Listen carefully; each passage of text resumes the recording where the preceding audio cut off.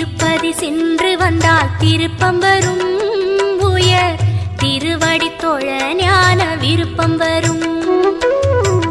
திருப்பதி சென்று வந்தால் திருப்பம் வரும், உயர் திருவடி தொழ ஞான விருப்பம்